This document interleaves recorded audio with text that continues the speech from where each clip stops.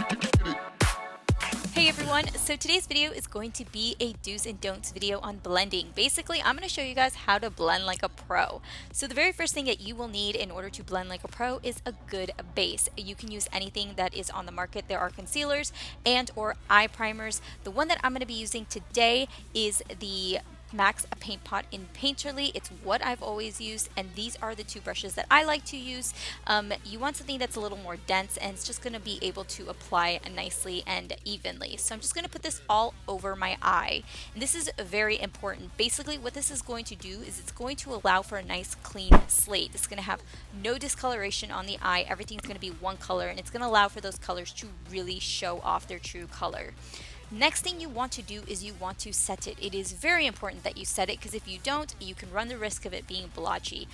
Here are just a few of the options that you can use. You can use a translucent powder or a pressed powder, and these two brushes are the ones that I personally like to use, but anything that's a little bit fluffier and it's going to give you a nice soft light application, and you're just going to want to dust it over the base. So even with the base already down, you can easily see just how much nicer one eye looks versus the other. The one that doesn't have anything of a base is just very discolored, and it's just going to show through in the colors and not going to help the colors show true to color when you go in to use eyeshadows.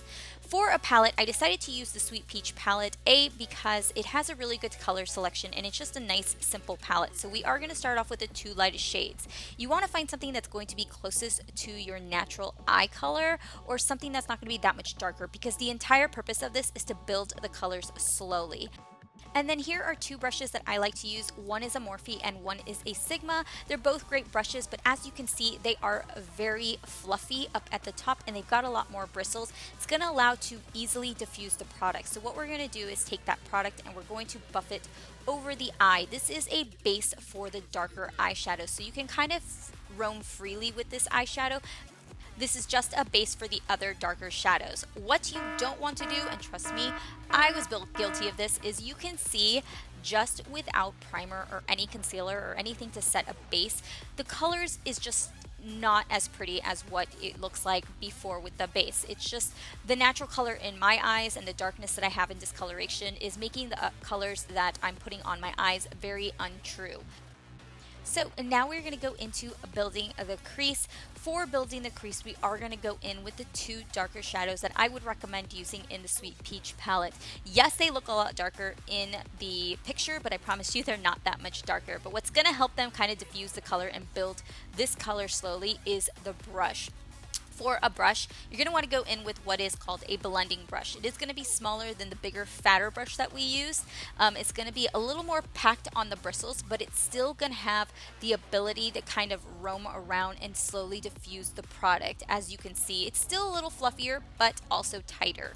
You're going to want to also hold your brush upward, actually like straight on into your crease. If you ever notice when you're blending and sometimes you get a line almost where you didn't blend in your crease, it's because you're probably holding your brush too low, and that happens. I mean, I've done it numerous times. And what you're going to want to do is take this color, you're going to want to start on the outer corner, and you're going to want to build the color on the outer corner, and slowly as you diffuse the product more and more, then you bring it inward. Then you're going to want to go in with the bigger, fluffier brush that we originally used. You're going to want to do this almost every time. Trust me, this brush is going to be your best friend. What you're not going to want to do, and let me tell you, I'm very guilty of this, is packing on the color on a brush. Not only don't you have primer on, but packing on the color onto the brush and trying to get that color in the first step is the worst thing you can do, because as you can see, when I'm packing it on, it's already splotchy and I'm just not building the color evenly. I'm just kind of just going around it with my brush. And trust me, I used to do this.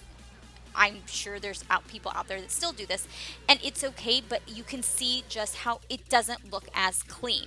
The other mistake I see, is when people go in and they try to wipe away their mess, and they will take their finger and just kind of wipe it away. This is a huge no-no. Don't do that, please. It's not going to help you. It doesn't look pretty, and it just messes up your work. Let's be honest. So no, please don't do that anymore. What you want to do is you want to continually build the color. Yes, it's going to take you a little bit of time to build that color. It's going to take a little more extra work, but I promise you it's going to look so pretty. Now, the biggest thing that I always get and the biggest question I get is black, working with black. And black is so terrible because people go in with the same brush that they use, usually a brush that is way too big, and they start to pack on the black. And you guys know as well as me, black is very, very difficult to work with. And if you aren't taking your time, it's going to ruin your eye, and you're just going to look like you have raccoon eyes, and you're just going to start crying, and you're like, girl, I ain't going out tonight. Nope, not happening. So this is how I like to work with black. What you're going to want to do is you're going to want to take a brush that is a lot smaller, more of like a semi pencil brush. I will have that brush linked down below. You're going to need to take a little bit of product, and you're going to want to dab most of it off.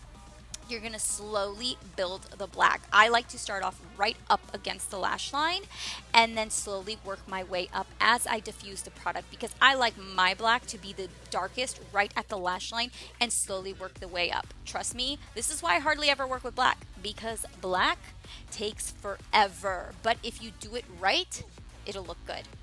The other thing I like to mention is knowing your brushes and your shadows. I see people using shadows and not knowing how to use the shadows with their brushes, and then they blame the shadows. And trust me, once again, I've been there. I always blame the shadows, but really it's just because I didn't know what to use. So for shadows like this, I always recommend you use some sort of Fix Plus.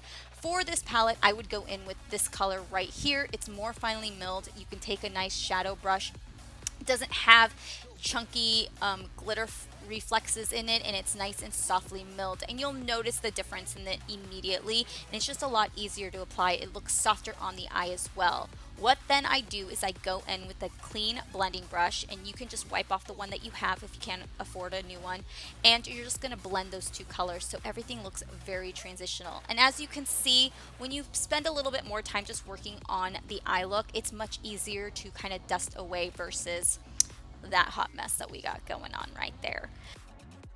Now moving into highlight. When it comes to highlighting, I find that the best tool you can use to highlight your inner corner is a pencil brush. It's very detailed, and it's going to get right in on that inner corner and really highlight the inner corner and nowhere else.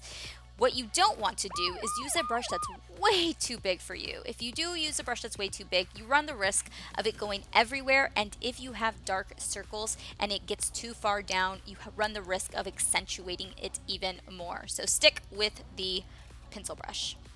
And then finally, moving into liner. Whether you're using black liner, brown liner, gray liner, whatever liner it is, what you don't want to do is take it directly and put it on top of the upper lash line or the lower lash line without blending it out. What happens is it just makes the eye look really heavy and really dark, and it can just make you look really sad and droopy throughout the day, and we don't want that.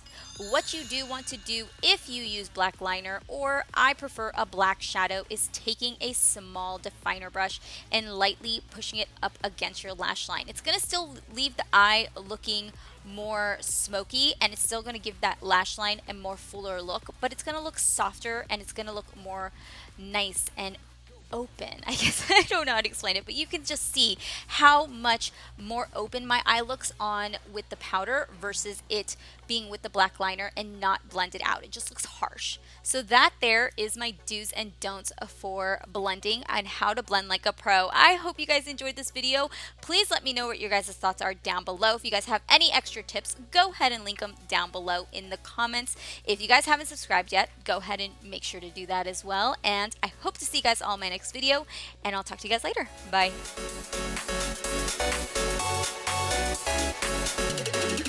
Let's get it done.